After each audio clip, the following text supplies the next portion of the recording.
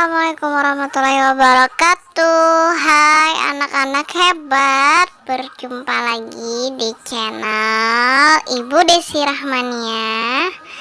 Jangan lupa ya, like, komen, subscribe, dan tekan tombol notifikasinya supaya kalian gak ketinggalan video-video ibu berikutnya. Materi yang kita akan bahas hari ini adalah materi kelas 6, tema 6 yaitu menuju masyarakat sejahtera, subtema 1 masyarakat peduli lingkungan, pembelajaran 2.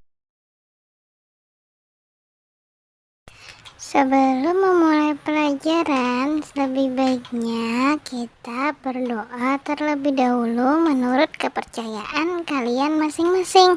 Berdoa dimulai, berdoa selesai. Dan untuk menjaga kesehatan, hendaknya kita selalu menerapkan 4M, yaitu yang pertama, memakai masker, yang kedua, mencuci tangan pakai sabun, yang ketiga selalu menjaga jarak, yang keempat menghindari kerumunan.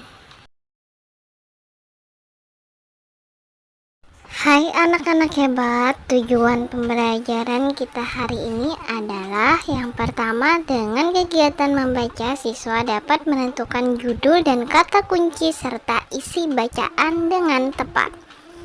Yang kedua, dengan kegiatan Ayo Berlatih, siswa dapat menjelaskan cara pengelolaan sampah dengan tepat. Yang ketiga, dengan kegiatan menyanyi lagu Aku Cinta Lingkungan, siswa dapat menyanyikan lagu sesuai interval lagu dengan percaya diri. Yang keempat, dengan kegiatan berlatih tentang interval nada, siswa dapat menjelaskan interval nada dari sebuah lagu dengan percaya diri. Yang kelima, dengan kegiatan berlatih tentang interval lagu, siswa dapat menuliskan interval nada dari sebuah lagu dengan tepat. Yang keenam, dengan kegiatan mengamati, siswa dapat menjelaskan ciri-ciri masa puber pada anak laki-laki dan anak perempuan. Yang ketujuh, dengan kegiatan membaca teks berjudul Ciri-ciri Masa Puber, siswa dapat mengidentifikasi ciri-ciri masa puber pada laki-laki dan perempuan. Anak-anak hebat, sudah siap belum? Kita akan berkunjung ke keluarga Siti. Siti dan keluarga sebagai warga masyarakat yang baik selalu membuang sampah pada tempatnya. Siti dan keluarga sangat peduli dengan lingkungan rumahnya. Di depan rumah Siti dipasang tempat sampah untuk sampah basah maupun sampah kering. Orang yang lewat di depan rumah Siti pun boleh membuang sampah di tempat sampah itu. Banyak perilaku yang dapat kita perbuat untuk peduli lingkungan.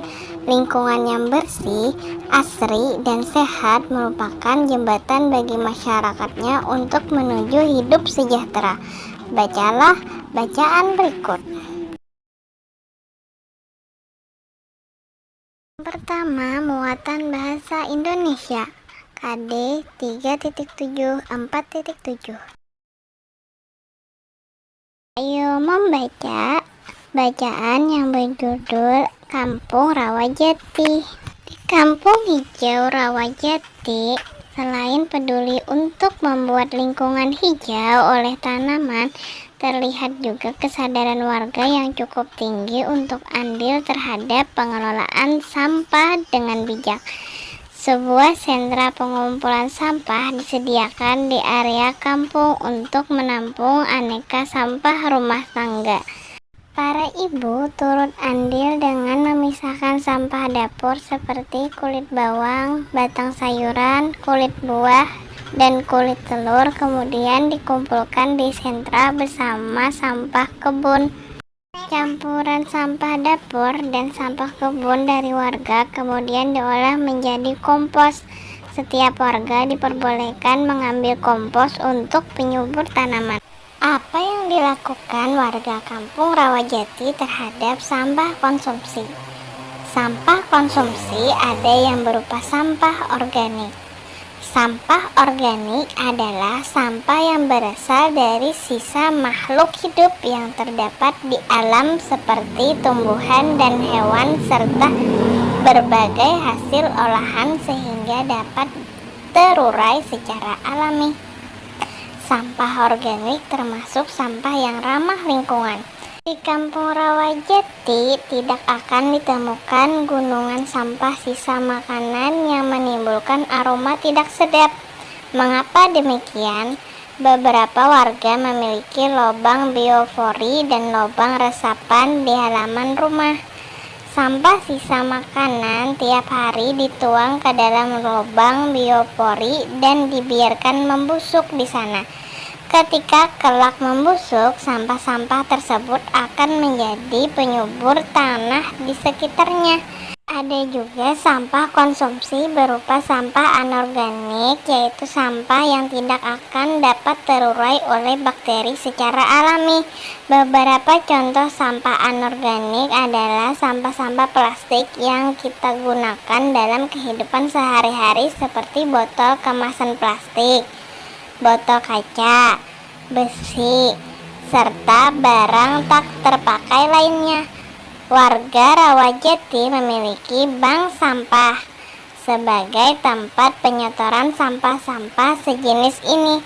Setiap minggu sampah yang terkumpul di sentra diambil oleh beberapa pengepul untuk dibawa ke tempat pengolahan akhir.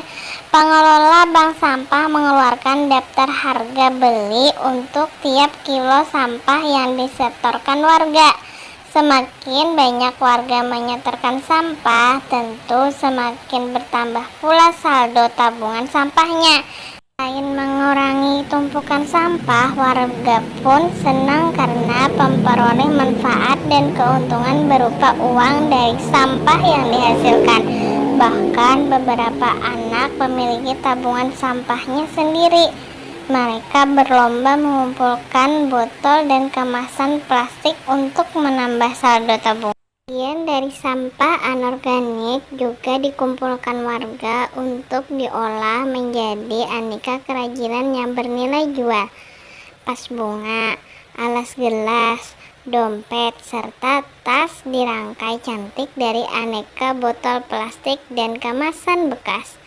Kegiatan ini dilakukan oleh beberapa ibu di waktu luang mereka, mengisi waktu, mengurangi tumpukan sampah, dan menambah uang belanja tentunya menjadi hal positif yang bermanfaat bagi warga dan lingkungan.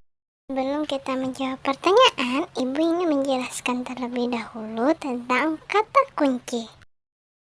Kata kunci merupakan hal yang utama dan biasa dimuat dalam ide pokok sebuah paragraf. Dalam menentukan kata kunci ada beberapa cara dan semuanya bisa dipraktekkan secara langsung di sebuah paragraf yang akan kita cari kata kuncinya. Dalam menentukan kata kunci, kita harus hati-hati karena biasanya akan terjadi hal yang tidak diinginkan, seperti kesalahan dalam pemilihan kata dan kerancuan dalam pemilihan kata.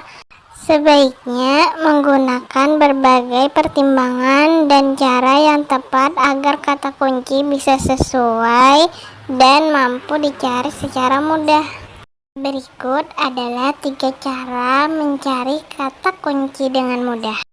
Kata kunci yang pertama adalah carilah kata yang diulang-ulang beberapa kali.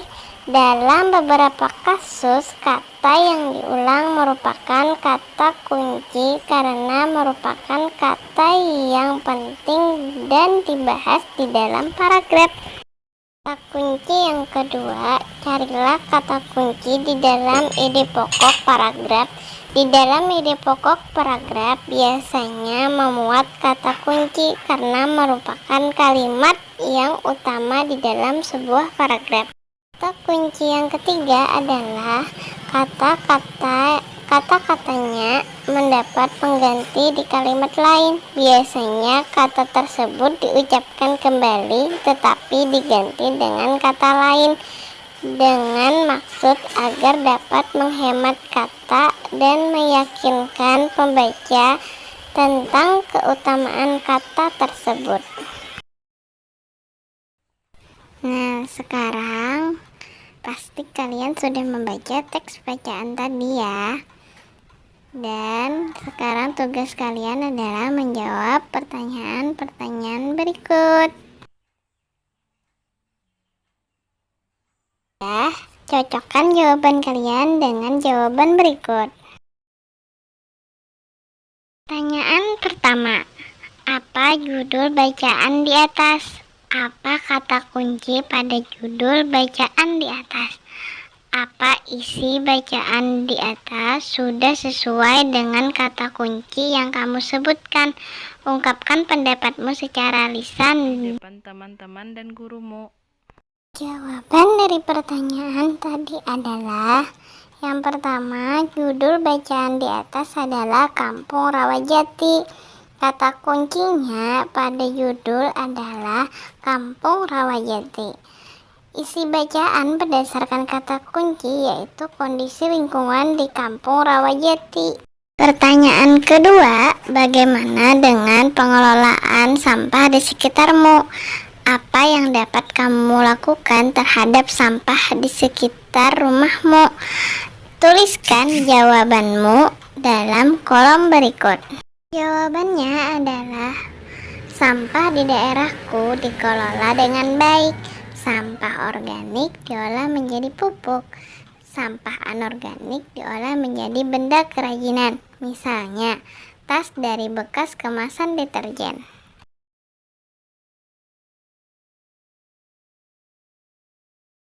Muatan SBDP KD 3.2 4.2.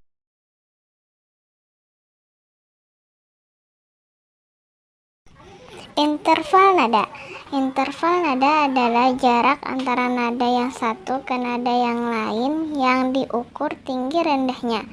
Tangga nada adalah sebuah bentuk dari susunan nada-nada yang terpusat pada satu nada dasar. Di dalam tangga nada ada lagi bentuk kecil yang menyusun tangga nada tersebut, yaitu hubungan antara masing-masing not secara individu yang membentuk melodi dan harmoni. Kita nyanyi bersama-sama ya. Aku cinta lingkunganku, ku jaga dan ku sayangi. Bersama ayah ibuku membersihkan halamanku. Bersama ayah ibuku membersihkan halamanku. Bersihkan lingkunganku, bersihkan dari sampah. Kata ayah dan ibuku, anak yang pandai cinta lingkungan. Aku cinta taman bunga, ku rawat dan ku sayangi.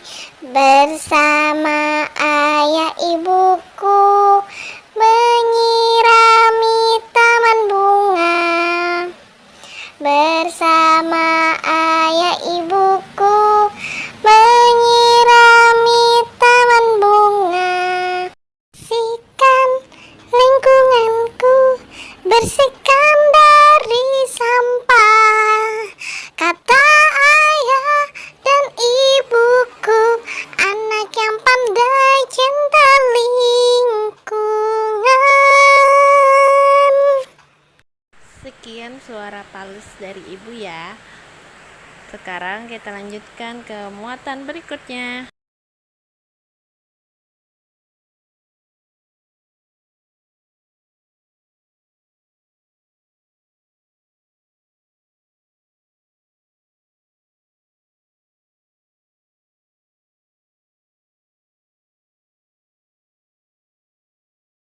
Anak-anak hebat, sekarang kalian harus memperhatikan gambar bisa ini.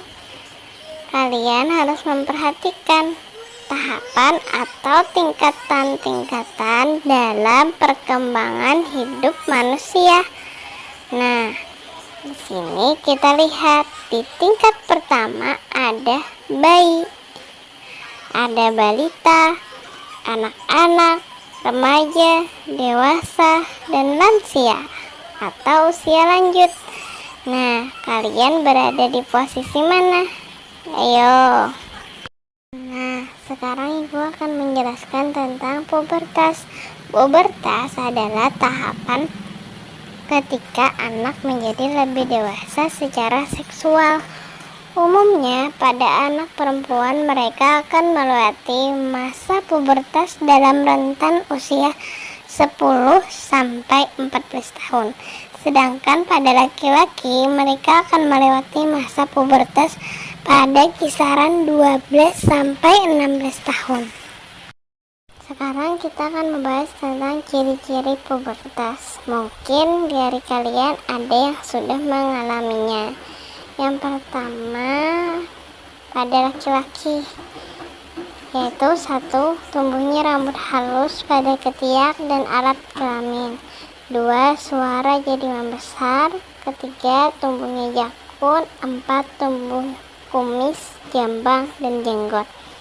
Anak perempuan sedikit berbeda ya. Yang pertama, tumbuhnya rambut halus pada ketiak dan alat kelamin. 2. Suara jadi melengking. 3. Payudara membesar. 4. Pinggul membesar. Mungkin sudah kelihatan kan apa perbedaannya. Nah, itulah ciri-ciri pubertas pada laki-laki dan perempuan. Mungkin diantara kalian sudah ada yang mengalaminya ya.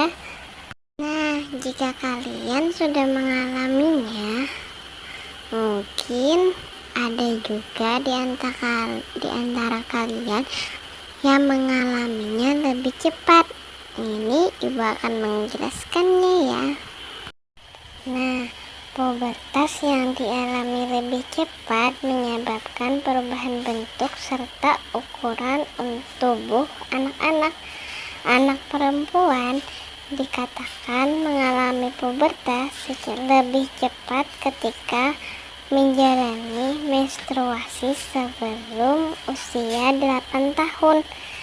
Sedangkan pada anak laki-laki, pubertas dini terjadi dengan tanda perubahan suara yang menjadi lebih berat, tumbuh bulu halus, serta pembesaran testis atau penis sebelum memasuki usia 9 tahun.